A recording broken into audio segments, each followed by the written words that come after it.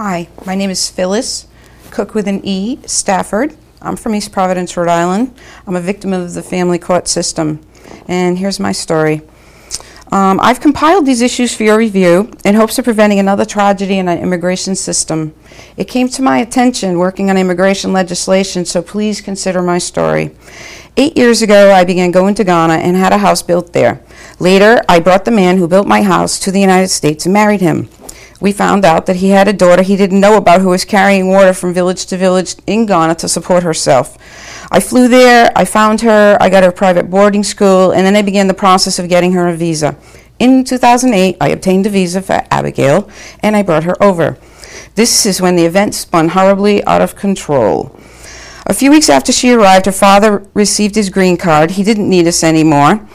He accused me of sexual abuse, knowing that it would bring the greatest stigma and hurt, and told the police, backed by 3 friends from Ghana that I had never met in my life, that her life was in danger.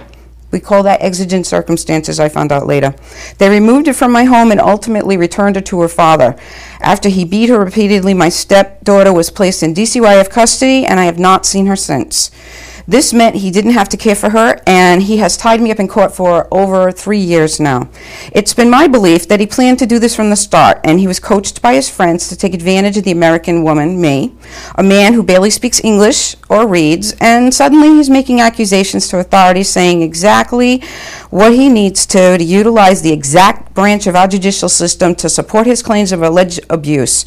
The biological father wants nothing to do with the child. After years of planning with me to bring his child here to live as a family, he would always say to me, I want to live like a family so bad with my daughter, and I thought that was so compelling. I was duped into thinking that we would live as a family. He'd been allowed to lead a new life without supporting the child who abandoned in our DCYF system, but as long as she's in DCYF, he can use it as a way of remaining in the United States permanently. This is a loophole that needs to be closed. His allegations had far-reaching effects. I've lost my job in the medical field because of the unfounded abuse charges. I suffer from post-traumatic stress disorder. The lead doctor for the state did a follow-up confirming post-traumatic stress disorder. His report went on to say that I could have never done what I was accused of, and that this immigrant is a con man with a lot of support to allow his lies to be brought into several branches of our legal system.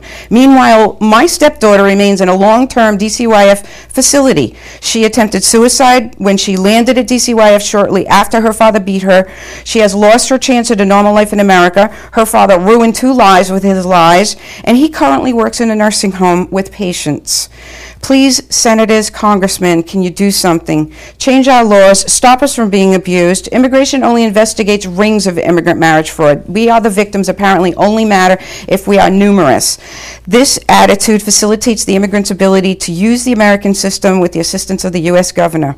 And also into this, we add the state federal court system, and our state judicial system is a joke. Our bar association is disgraceful. They should be held accountable, and we should start regulating our attorneys. And this is something that needs to be done nationally. Thank you for your time and for reading my script.